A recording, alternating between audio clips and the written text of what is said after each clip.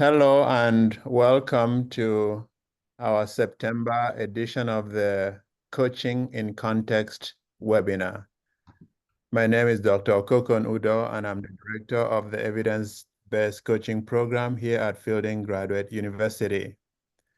We have the pleasure of having as our presenter for today, Charles M. Jones, who will be speaking on the topic, Coaching Clients Through Emotionally Challenging Situations. Before I introduce and invite him to present today, I will do a few housekeeping things. I will invite you to stay muted at all times, unless invited to unmute by the presenter, who will be telling us when that is necessary. Regarding the CCEUs, if you intend to receive credit, which is 1.0 CCEU through the ICF for attending this session today, you need to be present for the entire duration of the presentation. Towards the end of the presentation, I will be inserting the link to a survey that you will need to complete within 48 hours for that certificate to be issued. That certificate will be coming to you through the Registrar's Office of Fielding University within a week or so. So please watch out for the survey and complete that, and you will be issued the certificate through the ICF.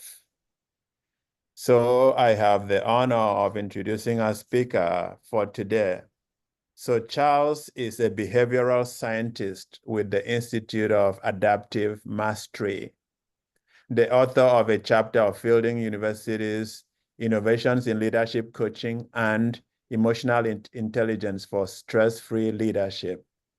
Charles's groundbreaking discoveries are revolutionizing the way organizations raise emotional intelligence, eliminate workplace negativity, and develop empathic leaders. Past clients of his include American Airlines, Capital One, DirecTV, IBM, JP Morgan Chase, Motorola, Nokia, Siemens, Pfizer Consumer Healthcare, Lockheed Martin, and a lot of other organizations. Charles is an avid hiker and jam band aficionado. He lives in Boulder, Colorado with his wife and golden doodle. So Charles, it's my pleasure to welcome you to our webinar. I will hand over to you at this point. Please join me in welcoming Charles. Thank you very much for the intro. Hello, everyone. So as mentioned, I'm a behavioral scientist. I wrote a book on applying a new theory of emotion to the development of emotional intelligence, and Chapter 5 of Innovations in Leadership Coaching is on how to use my method to coach people to develop higher emotional intelligence. And today, what I hope to share with you is I'm going to share with you my new theory of emotion. It's revolutionary in that it overturns the prevailing theories of emotion. And then I'm going to explain why relating to negative emotions through this new theory makes it much, much easier to resolve emotionally challenging situations. Along the way, I'll talk about why managing negative emotions by using, say, mindfulness or cognitive reappraisal is actually counterproductive. And I'll show you a 5-step method that you can use to harness, not manage, but harness your negative emotions to actually improve your performance. And I'll be actually walking you through my method and having you apply it to an emotionally challenging situation in your own life. So you get to practice sort of coaching yourself using this framework. And then at the end, we'll have some time for Q&A. It's a lot to cover, so I'm going to be going fairly quickly through it. If you have questions as I'm along the way, there'll be a couple of points I'll pause and ask for questions. But if you have questions along the way, go ahead and type them into the chat. And then when I get to a pausing point, I'll do my best to answer them. Yes.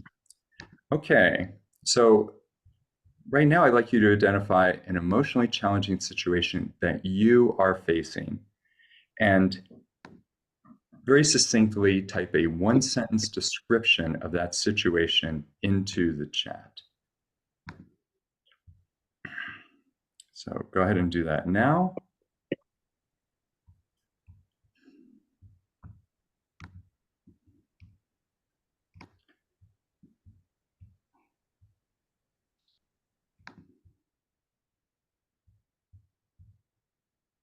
Okay, we have moving to a new city, a death in my husband's family, planning events with a spontaneous partner, unable to sleep due to a worry, being with a sibling, family of origin, always good for that.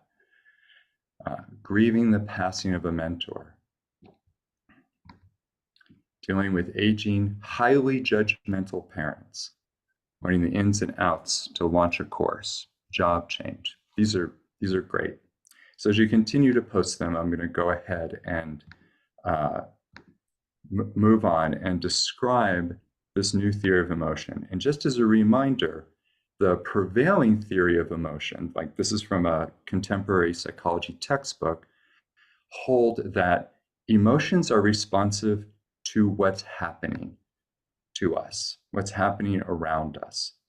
And then a slightly more modern theory is this idea that, okay, it's not simply that emotions are happening in response to what's happening around us, but rather in response to our interpretation of the story we're telling ourselves about what's happening to us. And this theory is actually the basis of cognitive reappraisal and cognitive behavioral therapy. And I'm going to show you another theory of emotion, after which almost everyone agrees that the prevailing theory of emotion is incomplete or even wrong. And let me go ahead and show that to you now. So to understand this new theory of emotion, you must first understand that we have two cognitive systems, what cognitive psychologists call system 1 and system 2. And system 2 is what we think of as our conscious mind. It's what we intentionally, deliberately think with. It is logical, it is rational, and it's extremely slow.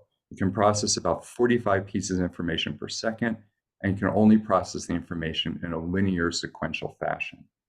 In contrast, we also have a subconscious system, which is comprised of needs. And this system is intuitive, pattern recognition, extremely fast, can process information about 250,000 times faster than the conscious mind.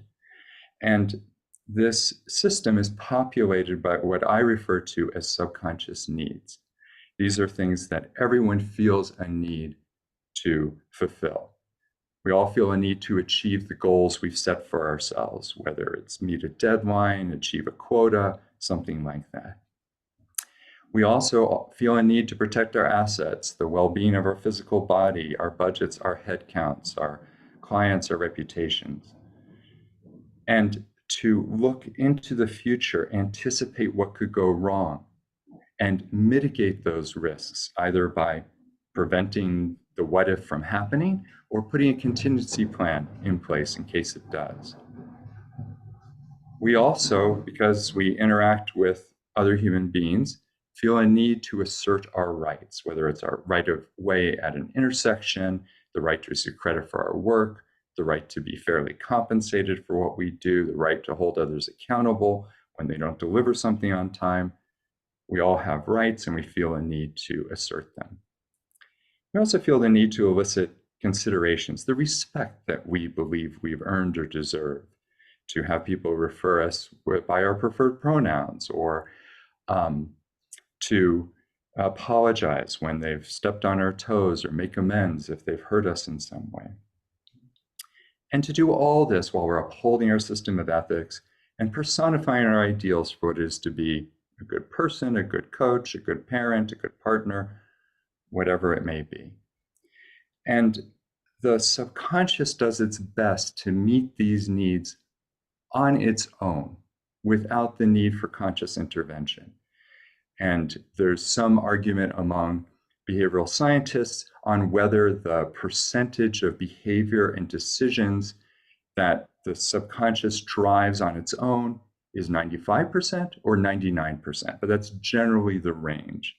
And if you have trouble kind of grokking this idea that most of the decisions and behavior that is occurring for you during your day is actually being driven by your subconscious and not your conscious mind, just think about the last time you drove from point A to point B. Think about how many hundreds, if not thousands, of decisions you made.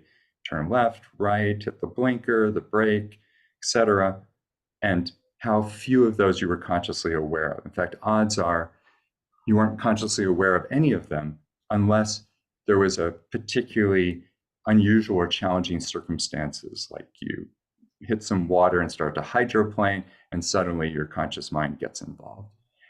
So in this way, our subconscious is meeting these needs. Now, I've shown 7 of them here, but there's about 40 of them, and does its best to meet them on its own.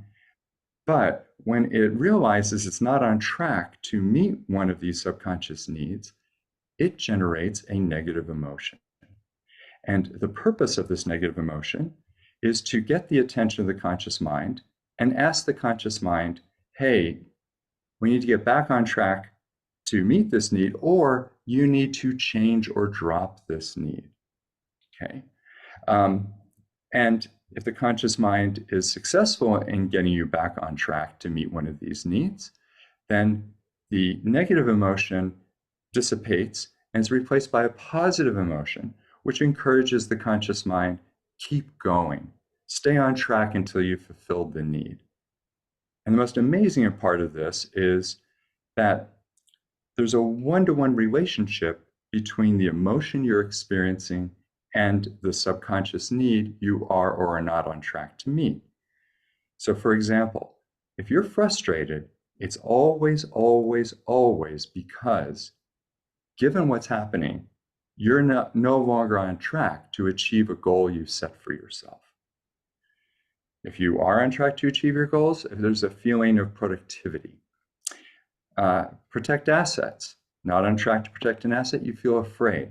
See if you can guess the remaining ones of these to yourself as I go through. Not on track to mitigate a risk. That's when anxiety arises from your subconscious. Not on track to assert a right you believe you have. Anger. Not on track to elicit consideration. Resentment. Guilt tells us we're not upholding an ethic of ours, and shame tells us we're not personifying an ideal. So, as you can see here, if you understand that all of your emotions are essentially a readout on whether you are or not on track to meet your subconscious needs, this leads to a very different relationship with our subconscious needs. So a negative emotion appears, and people will interpret that emotion unconsciously, not a conscious choice, through one of these 2 paradigms. If they interpret it through the paradigm that I just presented, they realize the reason I feel bad is because I'm not on track to meet a need of mine. And my negative emotion is calling on me to get back on track to meet my need or change or drop my need. And when you recognize that that's the case, then you realize, okay, my negative emotion is providing me with this crucial information regarding my own effectiveness. It's telling me what need is at play, and it's actually affecting a set of changes in my physiology that are designed to optimize my ability to meet the underlying unmet need. So I'm going to work with my negative emotion. I'm going to harness the wisdom and vitality of my negative emotion to improve my performance. Not only in this situation, because my subconscious learns from all the choices I made, also in similar situations moving forward. And I call this state of being that arises when you're interpreting your emotions correctly a state of emotional responsibility. And I chose this kind of strange spelling of it because it's to convey both meanings of responsibility. I'm responsible for my emotions. It's my need, it's my strategy I'm using to meet my need, and it's my assessment I'm not on track to meet the need. I am 100% responsible, accountable for how I feel. And now that I know what need is at play, I have gained the ability to respond to the underlying need and decide whether I'm going to try to get back on track or I'm going to adjust the need or even drop the need. Unfortunately, that's not the paradigm most people use to interpret their emotions. Most people, when a negative emotion appears, they instantly believe the reason they feel bad is because something bad is happening to me. She's so frustrating to work with. I resent the way they're treating me. I'm anxious about what might happen. All of those are expressions of someone who has misinterpreted their negative emotion as being a response to what's happening, right? And they'll then interpret that emotion as calling on them to rail against what's happening and find someone or something to judge or to blame for their emotional pain, right? And when you're in this state, it's a state of distress, and people think, okay, my negative emotions are threatening to derail me, so I need to manage my negative emotions to avoid derailing. And I call this the state of emotional victimhood, where we believe we're sort of being victimized by our emotions, and we need to manage them. All right. So, great. So if there's any burning questions, remember to type them into the chat. Otherwise, I will continue here. And the next piece here is, so how do you harness your negative emotions? So I've created this, the emotional responsibility method for harnessing your emotions and raising your EQ. And the basic idea is you need to stop managing your negative emotions and start harnessing them. And there's 5 steps here. And before I take you through the 5 steps, I'm going to invite you to return your attention to the situation that you thought about at the beginning of the webinar, and think about that emotionally challenging situation. And as I walk you through the steps, apply these steps to the way you're feeling about this situation. So the first step is, one of the ways that people attempt to manage their negative emotions is to avoid situations and people and tasks that stimulate that negative emotion in them. And that is, in fact, what causes procrastination. Procrastination isn't about laziness. You're not really avoiding the task that you're putting off. You're putting off having to confront the negative emotion. So just sort of check in with yourself and see, relative to the situation, are you procrastinating in any sort of way? Are you confronting the negative emotions that you have relative to the situation? Or are you avoiding them? Okay, next, so you want to harness your negative emotions.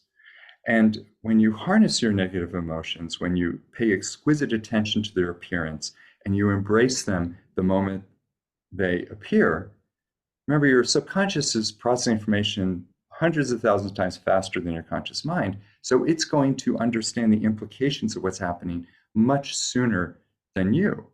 So the more quickly you respond. For example, let's say frustration appears. Well, the faster you respond to your frustration, the faster you either get yourself back on track or you'll pivot to achieving a different goal, right?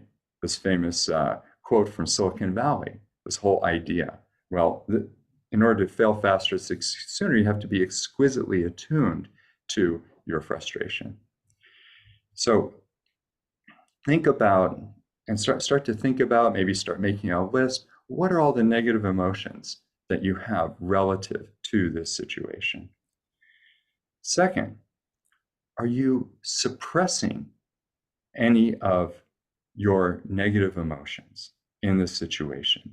And the way people suppress negative emotions is by locking or tensing the parts of the body through which that emotion is somatically expressing itself. So here on the left, we have this idea of this woman's jaws are hurting and they're tight because she's been clenching her jaw to suppress awareness of her frustration. Very common. People even grind their teeth at night, right? The person on the right, they've been tightening the space between their shoulder blades, which is a very common way for people to suppress awareness of anxiety that they have, right?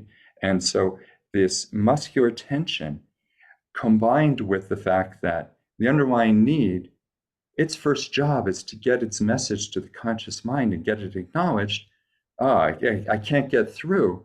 I'll intensify myself. I'll pump more hormones than are necessary to optimize the physiology to meet the underlying need. And the hormonal imbalance and the muscular tension is what we colloquially refer to as stress, or those of you who have studied like Hans Selleck's work, this would be called distress, right? So instead, relax, allow the tension to release the tension from your body and feel, allow the emotions to somatically express themselves and optimize your physiology, allow them to energize you. And, a famous example of this is Andy Grove, when he was COO of Intel, would convene meetings of his management team. And he invite all of them to enter into a very anxious state and allow the anxiety to really feel their anxiety in their body. And they would identify what ifs.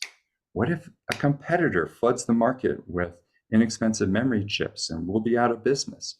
And then they proceeded to create contingency plans for that. And that is the story of how Intel shifted from having their primary business being in inexpensive memory chips to owning a good portion of the CPU market for many decades. Third thing that people do when they're trying to manage their emotions is just ignore them, dismiss them. They're unimportant. Why do I need to know? I know I'm upset, but is it important if I know whether I'm frustrated or angry or something else? Well, yes, it is important for a couple of reasons. But the first reason is if you think about this parent on their cell phone as being your conscious mind and the child being the need, what's going to happen if the child continues to ignore the parent continues to ignore the child? What's going to happen? Well, initially, the child is just going to scream louder. And eventually, the child is going to take matters into their own hands. And that is actually the cause of what we think of as reactivity. Fight, flight, freeze, appease responses are not driven by your emotions. That's a misnomer. They are driven by your needs. And they're driven by needs that are urgent. They've been trying to get the attention of the conscious mind. The conscious mind has not responded to them. They take matters into their own hands, and it's typically not very pretty. Instead, what you want to do, instead of ignoring the emotions, is to name the emotions. It's actually magic if you say out loud, I feel anxious, if you're feeling anxious. And then when the subconscious need hears the name of the emotion being called, it's like, the conscious mind is on the job. I can tone down the volume of intensity of this emotion to give the conscious mind as much bandwidth as possible to solve my dilemma. And this idea that naming your emotions, and works particularly well if you do it out loud, is the fastest road to regaining your composure or maintaining it, has actually been validated in an fMRI study by Matthew Lieberman. Famous study. I'm sure many of you are familiar with it. And so what I want you to do in this moment is I'm going to walk through the about 20 emotions that I find tend to be the ones when people are stuck and distressed in a situation that are there. And I want you to actually repeat after me and say out loud, I feel the name of the emotion, and then just check in with your body to see if it resonates. And either you'll find that you feel nothing at all, there's no change in your somatic affect, or you will actually, yes, that's what I'm feeling. And it may be a surprise because the conscious mind, if you have poor emotional literacy, and most Americans do, then the conscious mind may not know the name of the emotion, but the subconscious does. So it sounds like a strange exercise, but bear with me, try it. I think you'll find it's pretty extraordinary. I feel overwhelmed. Okay, now you repeat, I feel overwhelmed, and check in with yourself. See if there's that resonance. I feel frustrated. I feel impatient. I feel afraid. I feel anxious. I feel nervous. I feel angry. I feel resentful. I feel outraged. I feel enraged. I feel hurt. I feel guilty.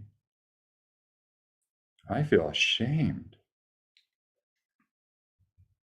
I feel embarrassed. I feel humiliated. I feel disappointed. I feel sad. I feel bereaved. I feel regretful.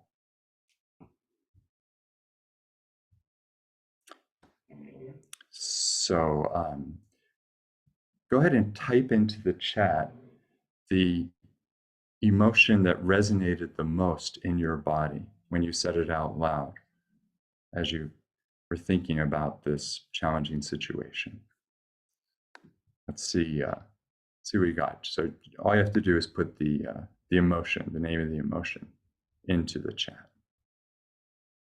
Frustrated, overwhelmed, anxious, resentful, sad, overwhelmed, anxious, overwhelmed, and sad. Frustrated. So a lot of overwhelm, anxious, sad, frustrated. Great. Thank you. Okay. All right, so we got a couple more. Ashamed and guilty. Afraid, but it's more like dread. Okay, great. Actually, list all of them, but if there's one that stood out, we're going to use that in the next step of the method. We'll go to the next step. Okay, so now in this section, what a lot of people will do, in fact, is even taught in some emotional intelligence courses, is they will attempt to change their emotion by using cognitive reappraisal, by telling a different narrative about the situation, looking on the bright side of things.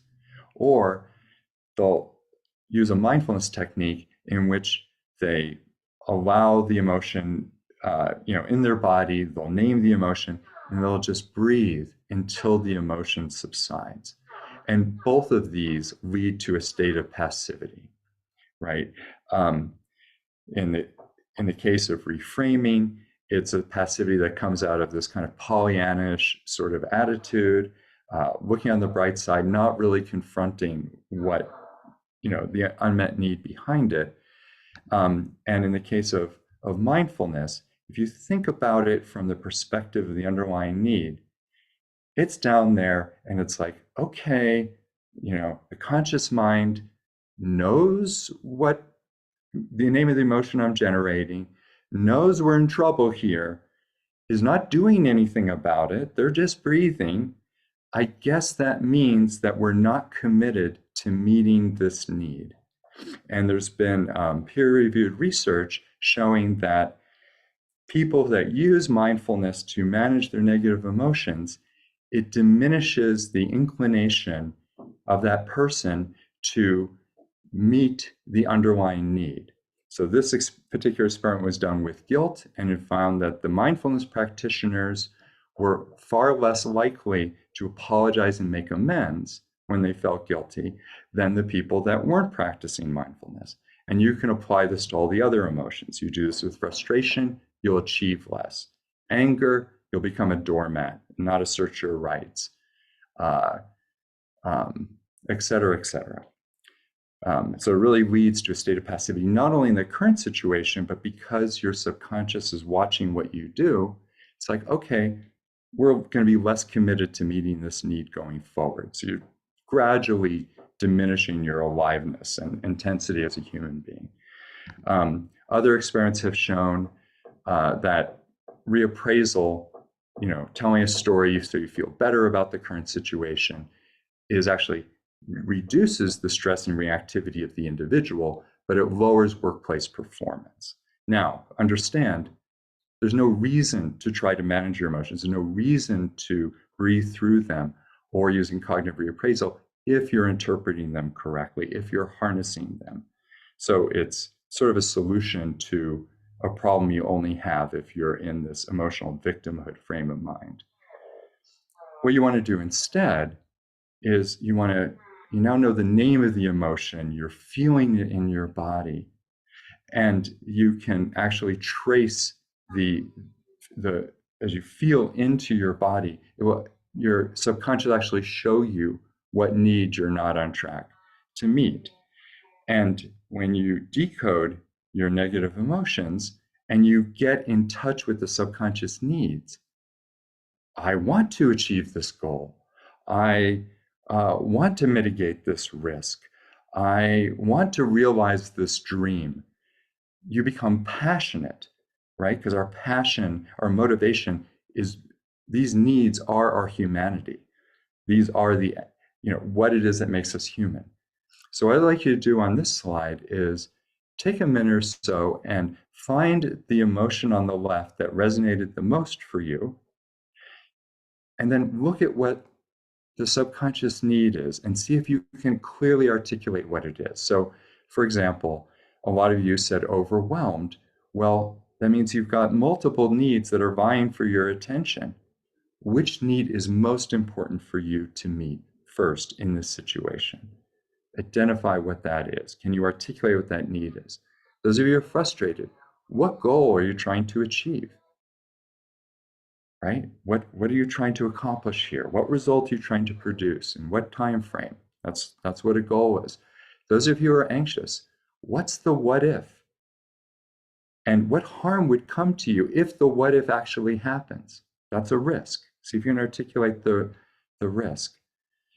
Some of you said sad. What dream are you trying to realize here? That your subconscious has the assessment, given what's happening, you are not on track to realize this dream. We all need dreams. It's part of what it is to be human, is to need dreams, right? Guilty. What ethic of yours are you not upholding relative to the situation in the present moment? We often think of guilt, I feel guilty about what I did in the past, but that's the emotional victimhood view. Emotional responsibility view is, no, my subconscious thinks there's something in the present that I'm not doing, that I'm not upholding ethic in the present. Maybe I need to apologize and make amends. So see if you can identify that. Okay? The next step. It's not uncommon for people when they've had a negative emotion that's been going on for a while, and if they're interpreting it through the emotional victimhood lens and they're attributing the emotion to the situation, people will get caught in this loop, this negative thought loop, which psychologists call brooding rumination. And it's intrusive. You take your mind, it comes back to you, it intrudes in you, wakes you up at 3 a.m, and you've got these narratives going on. And so some people will try to then disassociate themselves from the negative emotion. Probably the most common way to do that is to reach for some kind of substance like alcohol or cannabis or a Xanax or something like that. Um, to and it provides some temporary relief from the negative emotion and the thoughts that the kind of brooding rumination, but of course it does nothing to address the underlying need. So it just keeps you in this kind of stagnant place where you're just spinning. And brooding rumination is serious. In fact, it's root cause or contributing factor to 70% of behavioral health issues. So you don't want to do that. What you want to do instead is you want to resolve your negative emotions, right? And the way you resolve the negative emotion is once you understand what the need is, and that the negative emotions are rising because your subconscious has the assessment that using your current strategy, you're not on track to meet this need, then your need, your assessment, and your strategy are the three sort of levers that you can pull. And if you think about it, you as the conscious mind, this is all you're capable of. This is in your sphere of control. These are the only things that you can do. So examine the need.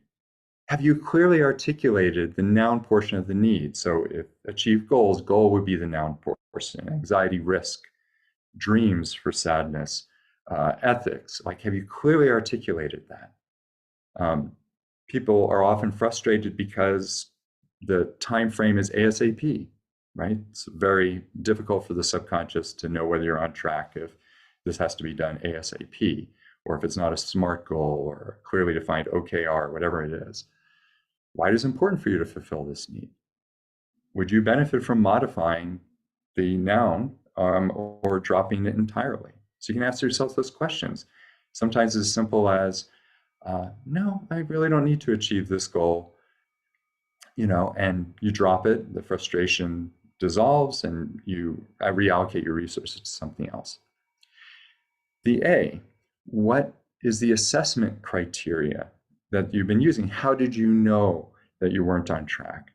So common for, I was recently driving from where I live to the nearest city. I hit traffic. The moment I hit traffic, I felt frustrated. Like, well, why am I frustrated? Okay, well, I have this very important meeting. I want to be there on time. And my subconscious now thinks I may not be on track to achieve my goal of being in the meeting on time. Is that really true? I don't think the fact that I've hit traffic is the right assessment criteria. I think my checking with my GPS, Google Maps says that I'm, even with a little bit of traffic, I'm going to be there 5 minutes ahead of my meeting time. I'm good, right? I've changed my assessment criteria. In family issues, a lot of my coaching clients, family issues often, whether or not you're on track, some things can take a long time to resolve with family members or change the dynamics of the relationship. So have I set up kind of the right milestones? How am I tracking my progress? Maybe I need to adjust that. Maybe my strategy is just fine. And then finally, the S for strategy, which is what actions have I taken? What requests have I made? How would someone who's an expert at meeting this need go about it?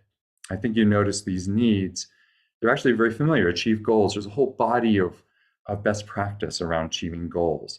Asserting rights, there's a whole body of best practice. It's called law, right? A law is all about establishing and asserting rights. What can I learn from experts, from others, from ChatGPT, from somebody that has a very different life experience or perspective? How would they go about it? Does that give me any ideas? Can I upgrade my strategy? And as soon as your subconscious believes you are on track to meet the underlying need, the negative emotion subsides and the positive emotion arises. You don't have to meet the need to dissolve the negative emotion. You just have to get back on track to meet it. So, okay, great. So as you think about this little guided emotional responsibility exercise I just led you through, what changed when you applied this method to your emotionally challenging situation? Did you make progress? Did new ideas appear? Did you notice any change in your somatic affect? Did your mood about it change? Did you feel less judgmental? Were you more solution oriented, more creative or resourceful? Go ahead and type a one-sentence observation into the chat that we can benefit from.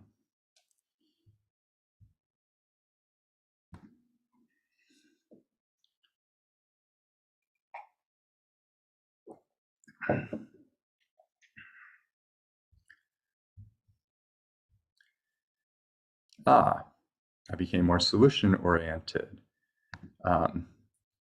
Became more manageable. I thought of something I could do to move toward meeting the underlying need. I thought about the situation differently and saw solutions I wasn't aware of. I felt lighter, not so heavy, more calm, focused, proud, felt more hopeful. It feels more comfortable to feel what I feel. I want to drill into that one a little bit. What's the distress that we associate with negative emotions is actually from the emotional victimhood view. None of these emotions feel that bad. In fact, they're very energizing if you allow them. So they may be sort of negative in valence, but they're actually pretty cool. Became more clear and open-minded. Fantastic. Okay, great. So that's just a taste of kind of emotional responsibility. So if you have a question or a comment you'd like to do, go ahead and click the raise hand bar on the Zoom toolbar, and I'll call on you. You can take yourself off mute and ask your questions.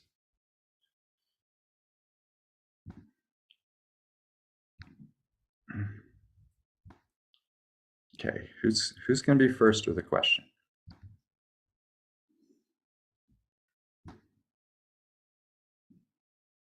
Are you seeing how you could use this in your coaching? This needs-based perspective.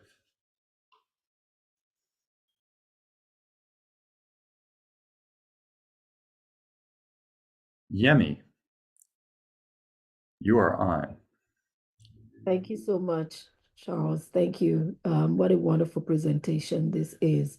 And this is definitely going to be useful to some of us who once in a while we have clients who come in and they're just quite emotional about everything.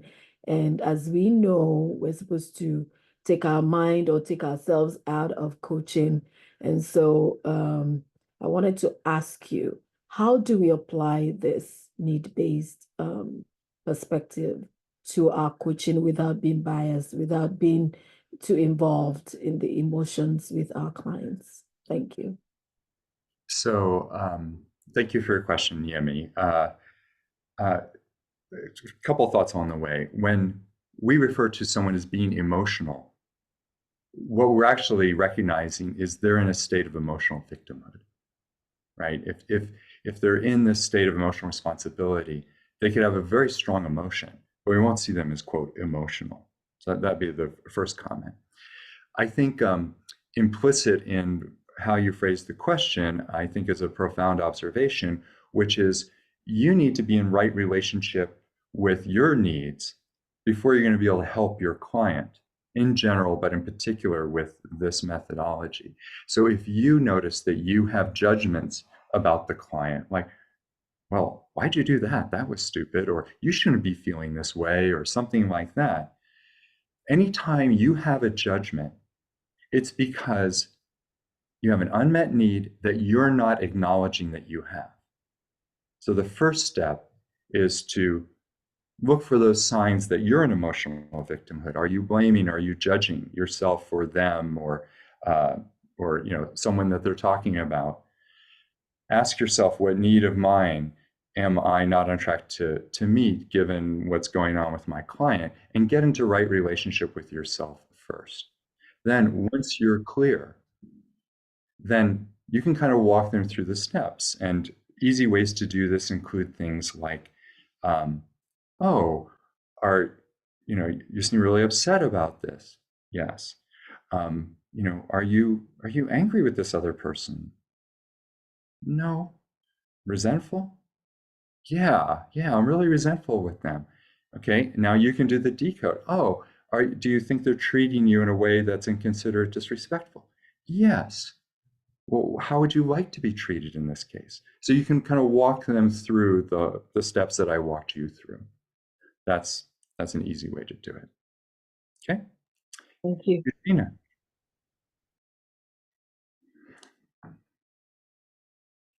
Thank you. I'm wondering if when you're working with somebody, and they're continually coming up with excuses or hesitancy to better themselves, to find the answers, at what point do you say, this is your choice? I'll be available if you want to resume, or I don't know how to approach that type of situation. So a basic principle here is, and you can all confirm for yourself whether this is when you name the emotion, the person calms down, right? The distress goes away because the subconscious has succeeded in getting enrolling the conscious mind and being a partner here to resolve the issue. So if they're kind of all over the place, they're a little chaotic or reactive, whatever, your first job is to do that. And what's interesting is if you ask the client if they're feeling a given emotion and you guess right, then you'll see the calm immediately, even over Zoom. They'll just drop back into their body. And now you know that's done. I've also, I put up that little job aid and I have them go through the emotions. And the first time there's usually this is weird, this is resistant. But once they do it once and they hit it, it's like, oh my goodness, this is amazing. This is great. So I'd say, then you've located that. Then you get their need out on the table. If you're asking them to formulate a strategy or think about what decision they're going to make before they know what need they are, that's premature. So it's need before strategy, need before decision, right? And if you notice that you're getting impatient or frustrated and you're also feeling a little judgmental toward them, then you need to do that own work in yourself to see, and it can help. And it's like, I've actually said to clients, hey, I notice I'm feeling a little impatient here. I don't think we're making progress. Do you feel that way? We need to do something different here. Would you be willing to try this? Okay. Yes, thank you. Yeah. Okay. Charles, there are some comments or questions about what you are willing to share by way of resources. Sure. Okay. So I have two things that I can share with you. So I put into the chat, I'm going to offer a free course on emotional responsibility later this month. And if you want to add yourself to the wait list for the free course on raising your emotional intelligence with emotional responsibility, then click on the link in the chat, add yourself to the mailing list, and you'll receive something on that. The other resource I'm going to provide to you is I'm going to put into the chat a job aid, a PDF that you can download that has all the juicy stuff that I shared with you today. So you can go ahead and it's copyrighted. You are welcome to use it for your own use. But I ask that you not share it with someone else. And let's see, what else? Yeah. I think the other thing I want to share is, if you've gone through sort of the traditional emotional intelligence training, you basically think that when negative emotions arise, you've got two options. You can be reactive or you can be repressed or collected, right? And there's a third option. If you're interpreting things through emotional responsibility, you enter into this state of where you're emotionally passionate. You're proactive, you're energized, you're composed, you're passionate, you're growing, you're a force of nature. Where this research came from is in 1982, I started studying flow states and what is it that allows us to get into a flow state and what takes us out. And I believe that peak performance flow state is natural to us. And the two things that take us out are this tendency to misattribute our emotions to what's happening, the emotional victimhood view, and trauma, which I have a book coming out on, but I don't have time to go into it right now. But those are the two things. So and in this emotionally passionate state, it's good for our well-being, it's good for our productivity, it's good for innovation, it's good for our mood, it's good for the people around us. And Charles, there is also a request for your slides. We typically do not distribute slides of presenters. If you view that differently, please feel free to respond. Yeah, I will. No slides, but again, you have the core content on the job aid. And Dr. Peggy, do you want to ask your question about resentment? Give me a little bit more context. I'd be happy to talk about it. It's one of my very favorite emotions.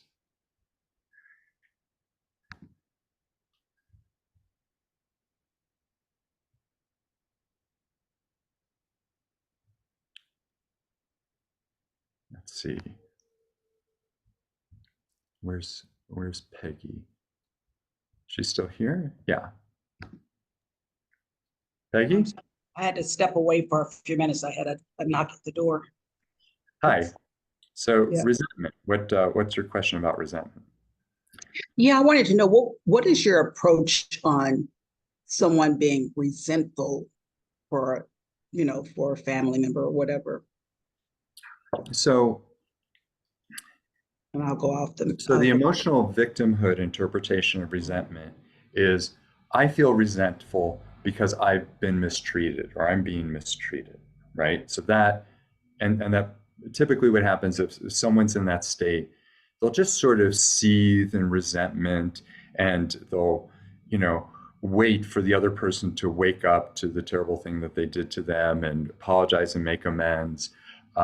Or the underlying need, if they sort of start to disassociate from this need to elicit the consideration and respect that you deserve, the underlying need will take matters into its own hands, and that'll look like a snarky comment or, it'll be a passive aggressive sort of behavior. So if someone's there, your first job is to move them into emotional responsibility and have them get in touch with what consideration are they seeking to elicit from this person? Is it a courtesy? Is it an apology? Is it some form of compensation? Is it amends? It is an acknowledgement of something that they did.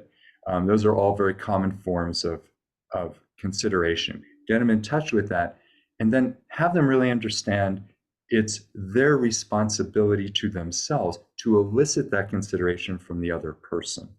So that would be focused on the S, the strategy, sort of, in, how might I go about this differently than I have? Other strategies for resolving resentment.